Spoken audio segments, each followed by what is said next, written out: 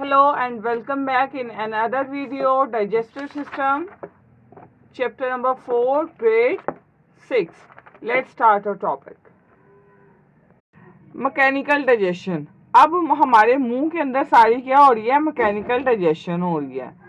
आप देखें, the physical break down of large food particles into smaller ones through chewing और movement of muscles is called mechanical digestion. यहाँ पे आपके पास ये क्या आ गई? मैकेनिकल डाइजेशन की डेफिनेशन आ गई कि खुराक की फिजिकल तोड़ फोड़, तबई तोड़ फोड़ जो होती है खुराक की इनटू के, जिसमें हम खुराक को एक बड़े पीस से छोटे छोटे टुकड़ों में कन्वर्ट कर देते हैं चबाने से, ठीक है, और अपने मसल्स की हेल्प पे। यहाँ पे टंग के मसल्स की भी बात हो रही है और हमारे जॉ के मसल्स की भी बात हो रही है। ठीक हो गया? तो इनकी मदद से जो भी डाइजेशन होती है उसे हम क्या कहते हैं? Mechanical digestion. ये बेटा आपकी मैकेनिकल डाइजेशन की डेफिनेशन है।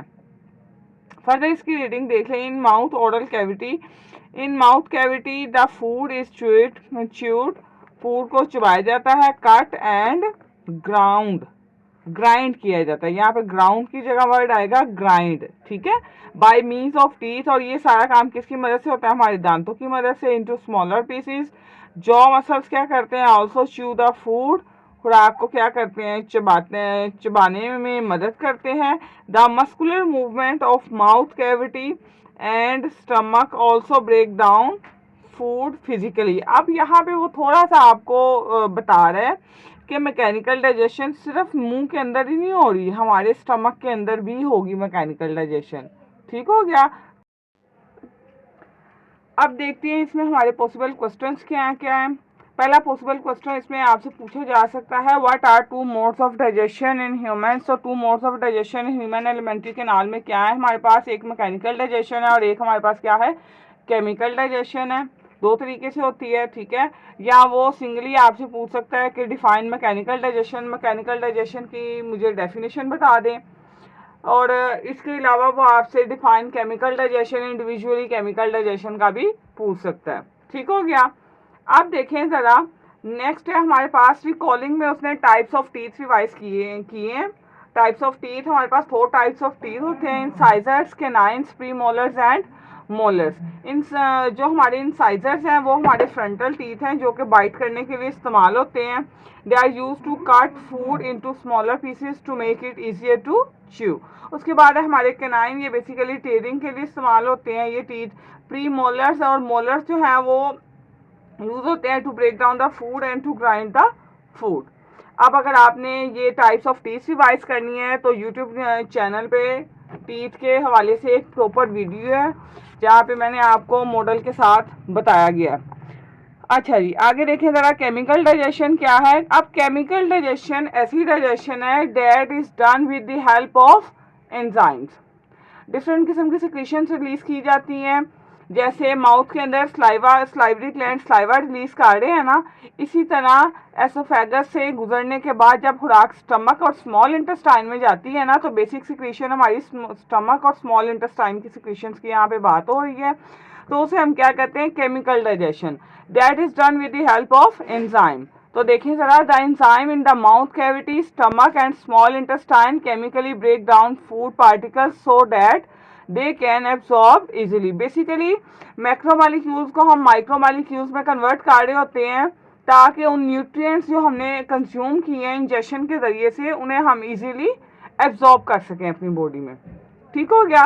तो ये आपके पास केमिकल डाइजेशन की स्टूडेंट्स डेफिनेशन है कि the enzyme in the mouth cavity, stomach and small intestine chemically break down, कीमियाई तौर पर तोड़फोड़ करते हैं खुराक के पार्टिकल्स की ताकि उन्हें आसानी से जिस्म में जज़ब किया जा सके। This is called chemical digestion. और साइट्स ऑफ केमिकल डाइजेशन आपको अगर वो स्पेसिफिकली पूछ ले तो आपका ओरल कैविटी है, स्टमक है और स्मॉल इंटेस्टाइन है। अब आ जाए, नेक्स्ट है हमारे पास एसोफेगस। अब एसोफेगस एक ऐसा पाथवे है जो कनेक्ट करता है आपके स्टमक को और आपकी ओरल कैविटी को। ठीक हो गया? तो सबसे पहले एसोफेगस का इंट्रो देख लें। Oesophagus runs along the neck and the chest. आपकी ओरल कैविटी के बाद, आपके मुंह के बाद आपकी गर्दन और आपकी चेस्ट से गुजरते हुए आपके एब्डोमेन में स्टमक के साथ जाके ये कनेक्ट करती है।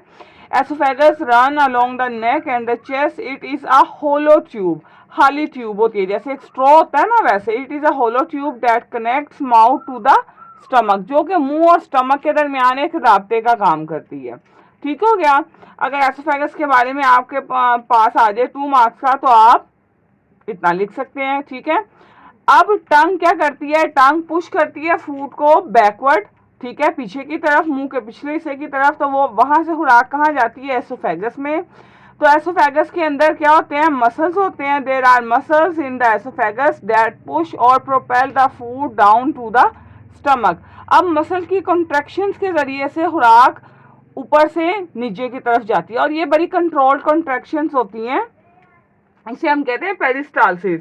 वैसे तो कोई चीज ऊपर से नीचे जाए तो कितनी जल्दी से चली जाती है, ग्रेविटी की वजह से। ठीक है।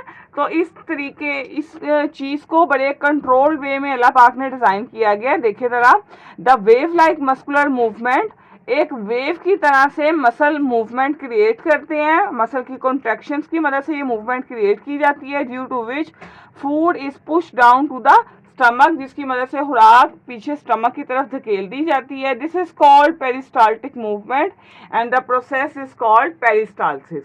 अच्छा, ये अब आपको अलहदा क्वेश्चन आ सकता है, डिफाइन पेरिस्टालसिस। ठीक हो गया। अगर एसोफेगस से मुतलिक आपको 3 मार्क्स के बारे में 3 मार्क्स का वो पूछ ले, तो आप जैसे मैंने हाईलाइट किया वह यहाँ से यहाँ तक लिखेंगे, और आप फिर पेरिस्टालसिस का इसमें ब्रीफ कर देंगे थोड़ा सा। तो आपका 3 मार्क्स के अकॉर्डिंग काफ़ी मटीरियल हो गया। स्टूडेंट्स, यहाँ पे हम करते हैं लेक्चर को वाइंड अप, और चैनल को लाइक, सब्सक्राइब एंड शेयर करना मत भूलिएगा। मिलते हैं आपसे नेक्स्ट वीडियो में। Thank you.